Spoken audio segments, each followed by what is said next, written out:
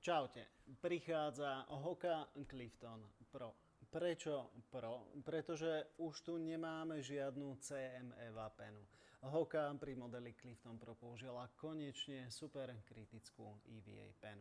No a rozdiel medzi Clifton 11 a Clifton Pro je len 10 eur. Ale za tých 10 eur dostanete vynikajúcu penu, ktorá má oproti tej predošlej o 10 až 15% vyššiu návratnosť energie.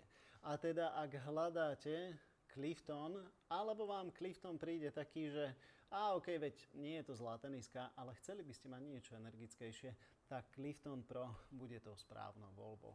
Čo sa týka zvršku, máme ten istý engineering mesh ako pri modeli Clifton, ale s lepšou priedušnosťou.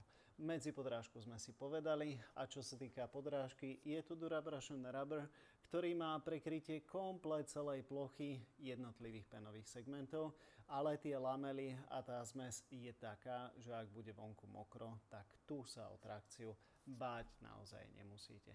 Toľko k Hoka Clifton Pro.